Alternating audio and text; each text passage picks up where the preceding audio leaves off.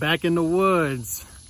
135 stuff's happening, and I talked about the two different pictures at 135. You got the top ranked fighters fighting for the real belts, and you've got Tank and Ryan on the other side, not even really interested in fighting for the real belts, and more on those two in a separate video. But I want to focus strictly on the top ranked fighters who are interested in being real champions at 135. Good for them.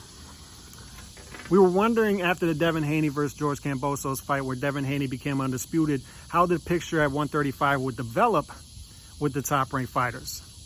Would Shakur Stevenson wait a while to step up to 135? Would he stay at 130 for a while? Would they do Lomachenko fight? Would they tell George Kambosos to step aside in the Lomachenko fight to happen next between Haney and Lomachenko? How would this whole picture play out? We started to get answers yesterday, and it's good that we're getting answers sooner than later.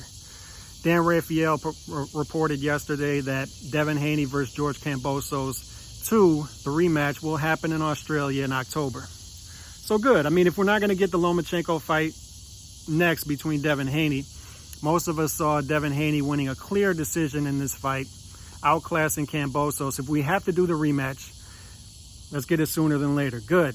What we also saw today is Michael Benson's reporting that Bob Arum is saying that Lomachenko will return in October. So why is that important? It puts him on the same timetable as all of the other guys at Top Rank. It puts him on the same timetable as Devin Haney and George Kambosos. It also puts him on the same timetable as Shakur Stevenson, who fights Konsakow at 130 in September. So all the top-ranked fighters are now that we're speaking of that could be possible undisputed fighters in 2023 are all on the same timetable in September, October. Bob Arum was saying last month that he would rather we go straight to Devin Haney, Lomachenko, and have Kambosos step aside for the time being. That's not happening. We see that now, and that could be. I have two theories behind that. One, it might not be happening because Kambosos is saying, no, you promised me a rematch. I got a rematch clause, immediate rematch. I want that, and I want it on Australia. That's what I was promised. Or two, Lomachenko told Bob Arum that I need more time. I need more time. I need another opponent, then give me the likely Haney fight. I think the first scenario is most likely because Lomachenko's never been one to back away from confrontation, and Lomachenko's never been one to stay. I need a step aside, or I need a stay busy fight. So the most likely scenario is George Kambosos said, no, you're giving me my rematch clause and you're giving it me immediately, and we're doing it on Australia. He's exercising his contract. So we've got that.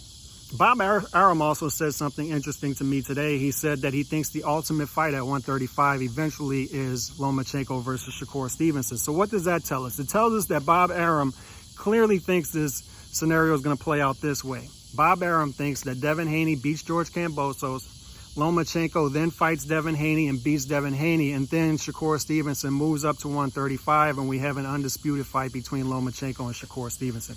That's how Bob Arum, he's telling us without telling us that he thinks that's the way the fight's going to play out. The scenario is going to play out. And whether I agree with him or not, I don't know, but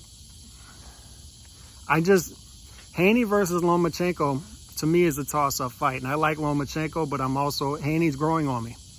He's got a lot of good attributes. So I fully expect Haney to beat Kambosos in a rematch. And then Haney versus Lomachenko early 2023 is an interesting fight. And I think Shakur Stevenson is going to learn that the undisputed thing at 130 is going to be tougher with the politics than he thinks. Because given the opportunity, Shakur Stevenson breezes through 130 and becomes undisputed. But does he really get a Joe Cordina fight? Does politics play out for him in a timely manner? I think Bob Arum, as well as the rest of us, and I think Shakur Stevenson will come to learn that the politics won't work out for him at 130. He's too much of a risk for these guys. He's unbeatable at 130, and I think he's going to have to step up to 135. And the big fights will be available to him there. Bob Arum is telling him that. So fun times. Fun times for Top Rank and lightweight, in another video on Tank and Ryan later on today.